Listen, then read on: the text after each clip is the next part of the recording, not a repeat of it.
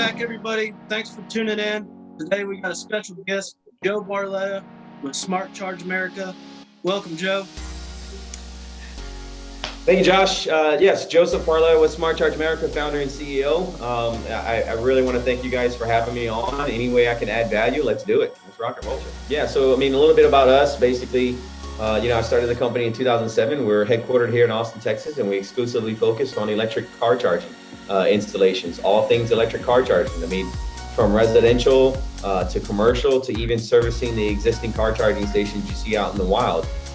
We have a contract with Austin Energy. So if you guys ever see the charging stations here in Austin in front of Walmart or Whole Foods or any of the commercial places out there, we've installed those and we make sure those are always up and running. We have the contract with Austin Energy, who's basically gone around the city and blanketed the city with about 1,200 of these ports all over the city to help, incentivize their program or what they're doing to incentivize not only electric vehicle drivers to get on that program, but also commercial businesses to invest in charging infrastructure. For instance, as an electric vehicle driver, you can pay the city of Austin $25 every 6 months or $50 a year for unlimited access and unlimited power usage to all of these charging stations all across the city.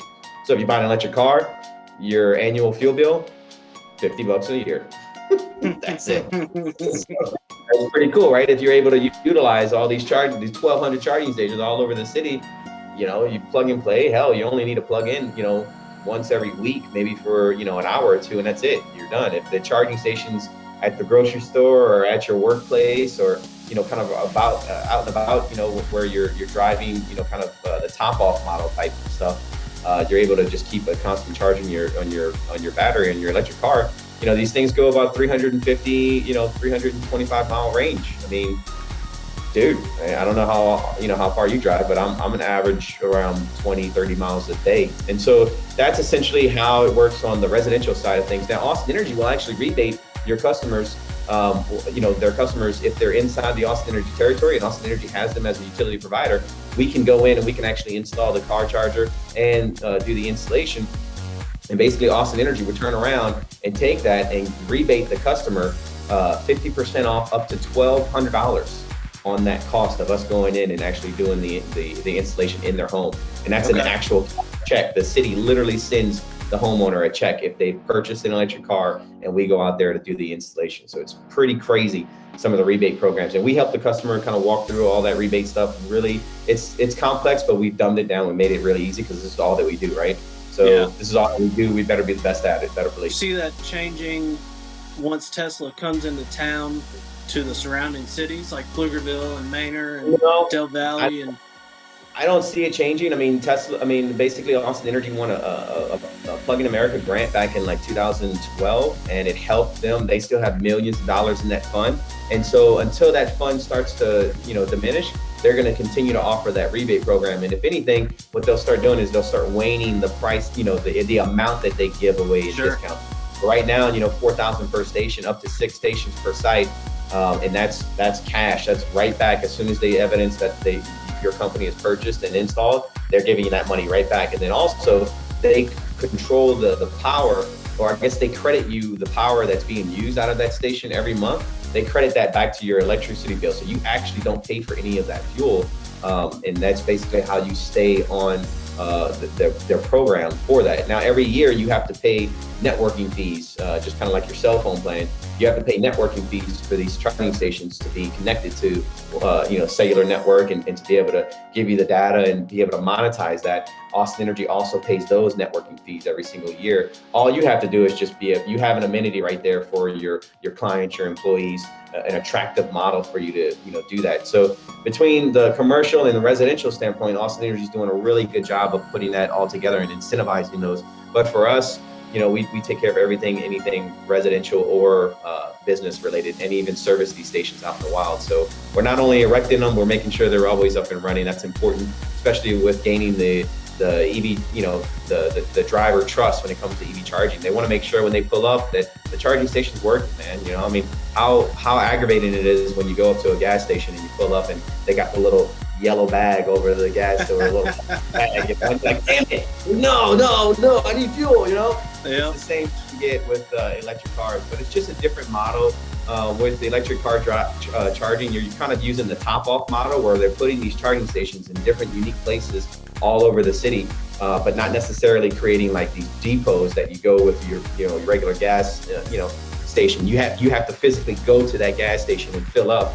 But with electric car charging, you can blanket the city because the electricity is everywhere, and you can put these stations at little top-off places to where you're not even having to go. It's just right in front of you when you go to the grocery store, when you go to the theater, or when you go to church, or when you go to the gym. These charging stations are right there. You just plug in and refuel. So it's kind of that's the kind of model that we have to kind of get turned into. And then also on the residential standpoint, I mean, you're not having to go to that depot anymore. It's kind of like when you charge your cell phone, are you stopping at the Verizon store or the AT&T store every time you got to fill up your phone? No, you're either doing it at work or you're doing it at home. It's the same rules apply with electric car charging. 95% of your charging will occur at home. And that's what we're seeing in the marketplace. So even though we need that electric infrastructure with these charging stations in the public to incentivize and let people know, hey, it's comfortable. We got charging stations everywhere. Go buy your electric car. You'll be in good shape. You still need all of that stuff erected to build that confidence in the drivers, because you're changing that driver from fossil fuel to electric. And that change of behavior is very difficult. I mean, that person, that buyer's got to be in tune. They know exactly what they're getting when they're making that transition. All we're trying to do is make that transition easier for them. It's hard enough that a good old boy in Texas just bought an electric car. Let's just say that, okay? That decision is hard enough. I'm telling you right now. Getting people to change their behavior, that's what's going to take the industry 10, 20 years to be able to see that evolution come. I'm one of right those. Now, yeah, absolutely. Right now, these little boys, man, and you should hear them, man, when they talk. I've pulled some people out of the pickup trucks, and they love their electric cars, man. But, it's funny, but getting them to transition from fossil fuel to electric, it's foreign, it's different. These guys don't understand volts, amps, kilowatts, megawatts, all of that stuff. And we basically dumb it down and put it in layman's terms so that they can easily understand it. If we can make that transition from fossil fuel to electric easy and comfortable for them, so they understand, okay, well, this goes to my electric panel and then it plugs into my car, okay, and then it feeds, and that's how it communicates. Like, yes, it's pretty simple. Then it starts to click and they start to get it, and then they start telling their friends, family members, boom, and it just goes from there. So that's our goal, is to make that transition for them. They just bought an electric car. They have to figure out all this technology and all that stuff. We want to take the pain and anguish for the electric car charging station side of things. We want to take that out of the equation and just make it easy for them. Sure. That's our goal. And are you seeing in Austin more and more, obviously, with Austin becoming a tech mogul, and everybody seems to be transferring businesses and everything like that over in the technology field? Obviously, you're starting to see a rise in electric vehicles all the way around. Yeah. Huge. I mean, right now, if you look at EVs compared to new car sales on the market right now, EVs are 1.8% of all new car sales, and that's in the United States. If that goes up to 2.5, I have to double my entire staff and figure out something. I don't even know what would happen, but that it's making slow incremental moves. But pretty soon, what's going to happen is those legacy automakers are going to come down. They're going to start getting price parity with the EVs. You're going to see the grid start getting cleaner. The positives about EVs, people are going to start becoming more aware of them, and all the positives with regards to how they compare to internal combustion engine cars. And then you're going to start to see this little spike go up, man. And that's it. But we're kind of right there, but we're still on the cusp of that S curve going up. So it'll be really exciting when we get there. But yeah, make no mistake, we are seeing a daily increase, especially every time like a major manufacturer like Tesla introduces a new model. Like Tesla, we were humming around a certain amount, with the Model S and the Model X, and then Tesla introduces that Model 3, and then bam, our business doubles, actually doubles. It's crazy. Everybody wants the new. Everybody wants the new, man, and Tesla owns 80% of the U.S. electric car market. So you can see a majority of the business that we get is of Tesla. So they're rocking and rolling. Model 3 comes, boom, we double, and now right here, now the Model Y came, boom, we didn't double, but we kind of grew by like 67%. A little bit more, but we're seeing every time that Tesla does that entry, we get a big boost, and that boost stays consistent with us. And so, because the other boosts from all the other ones are starting to grip. So it'll be interesting, needless to say, in Texas when that Cybertruck comes out. We'll see if some of these, if I can convert some more good old boys from those F-150. I was gonna say, with the truck coming to Texas, the shape may be a little difficult for the good old boys, but yeah, but that thing's got some capacity and being able to do everything a truck can. Yeah. It makes an interesting case. Texas. That's right. It makes an interesting case whether or not they can go. And I think that shift, I think that'll take some time. It'll get, because of the way, the unique shape and the form factor of the Cybertruck, it's just so out there. The damn thing belongs on Mars right now. It's crazy. It's so space age, right? I feel like I'm looking at the movie Interstellar when I'm watching it. It's crazy, like a spaceship.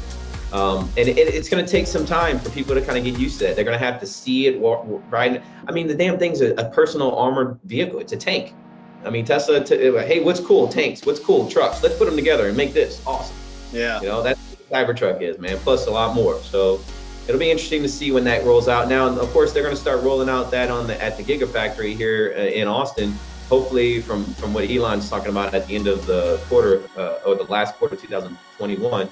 And then they'll start mass production, hopefully, in 2022 of that. But from Elon's perspective and his timelines, I think he's gonna overshoot that, I think he's sandbagging that. I think he's gonna get a lot more out by the end of this year. It'll be interesting to see him rolling around Texas, man. That thing is. I drive by it all the time, and they are 24/7 building.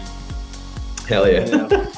So it's and I think with the location that they've chosen. Yeah. You got Maynard, Del Valley, Bastrop, that growth hasn't really hit those areas yet as much, and it's the only place that lands of it, right? So we're really starting to see a big push that east direction. All those areas are really starting to take off, and new construction is happening left and right.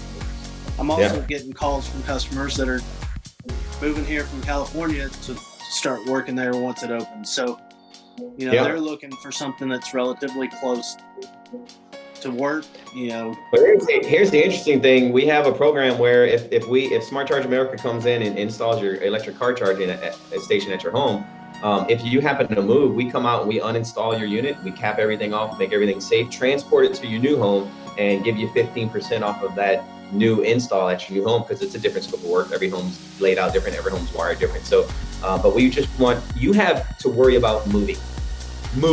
Take care of that. We take care of that charging stuff, and we take it all off of your plate, make it a little bit easier for you to do that. So we do complement in our services. We're headquartered here in Austin, Texas, but we're in 20 cities across the US, all the major metropolitan EV friendly cities. And so, I have, my offices in San Francisco, Los Angeles, San Diego, Sacramento right now, Denver, Phoenix.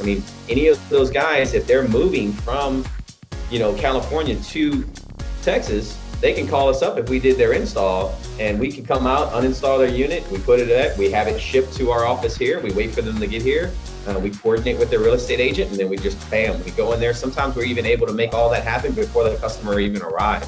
So therefore, they worry about the move, they worry about all that stuff, they never have to worry about charging. We want to take that away from them. They have a lot more stuff to worry about. So yeah. No, it's technology. It's ever around us and continuing to grow and become more popular. And I think with the the electric charge stations and the vehicles and everything else, you start to see it a lot more and more. Even like you said, at restaurants and everywhere in between. Yeah, they're gonna start erecting more. Well, man, I appreciate your time, and I'll definitely throw a link up in the comments and appreciate y'all's Josh. YouTube channel, and appreciate the time. Yeah, man. Anything, everything. Remember, all things electric car charging, electric car related. We're here for you. Even if you're having trouble with purchasing an electric car, you're not too sure which one to get. Give us a shout, and we'll our sales team, man.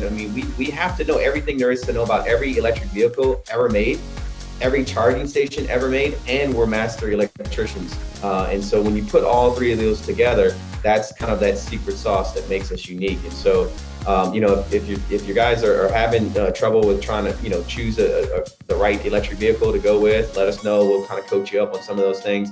Charging station as well, let us know. If you need help with any of your clients on a moving standpoint, like you're selling a home but it doesn't have a car charger in there, we can come in and complement. We can even work with the real estate agents and the deal and the closings, and if they want to include that, they credit this amount and they can pay.